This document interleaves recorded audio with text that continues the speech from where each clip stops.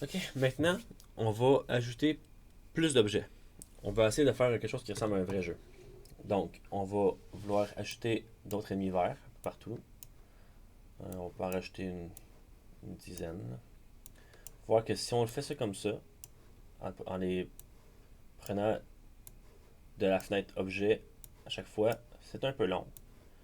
On va voir, je vais vous montrer avec les astéroïdes une autre manière qui est un peu mieux. Donc, juste pour les voir un peu mieux, je vais agrandir l'astéroïde. Donc, on peut utiliser contrôle. Si je garde le doigt sur le contrôle et que je drag, vous pouvez voir que quand je relâche, ça fait une copie de l'astéroïde. Et ça, je peux en faire autant que je veux. Comme ça, je vais en faire quelques-uns de plus. Comme ça. Par contre, tout ce qu'on remarque, c'est que les astéroïdes, c'est pas tout identique normalement dans la vraie vie, right?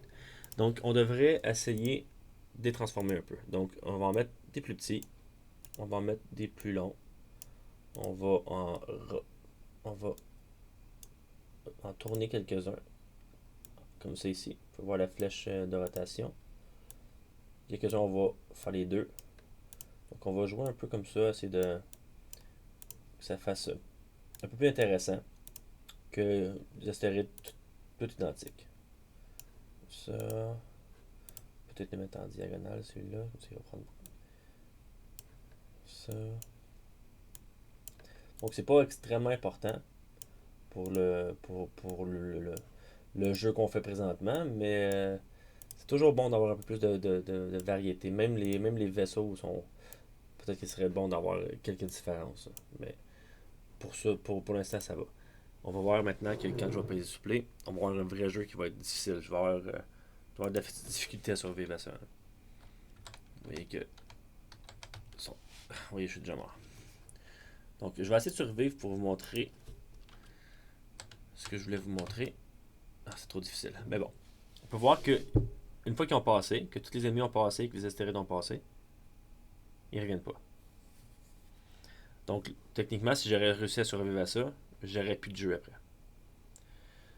Donc, ce qu'on veut faire, c'est c'est une des solutions. On va prendre celle-là pour l'instant. On va faire une plus compliquée dans un tutoriel un peu plus avancé. On va simplement faire en sorte que les ennemis verts et les astéroïdes, quand ils vont toucher ici à gauche, ils vont réapparaître à droite. On a déjà vu ce comportement-là. C'est peut-être celui que vous avez pris en fait pour votre personnage. Moi, je vous avais dit que je préférais utiliser l'autre comportement. Donc, ce qu'on va faire, c'est qu'on va cliquer sur ennemi vert. On va ajouter un comportement. Si vous vous rappelez comment ça s'appelle, c'est le comportement enroulé. Enroulé, pardon. Et même chose pour l'astéroïde. On va ajouter le comportement enroulé. Et là, je vais juste bouger un peu les trucs pour que je puisse survivre. Je vais me mettre ici.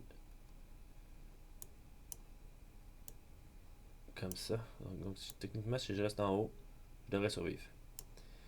Juste pour vous montrer que les trucs passent et qu'ils vont revenir sans arrêt. Donc, présentement, on a quelque chose qui ressemble un peu plus à un jeu. Ils sont peut-être un peu trop vite. En fait, c'est le cas que c'est mon vaisseau qui est trop lent. Vous vous rappelez, je vous avais dit que je voulais que mon vaisseau était seulement à 200, que c'était trop lent. C'est pour ça que je suis pas capable de survivre.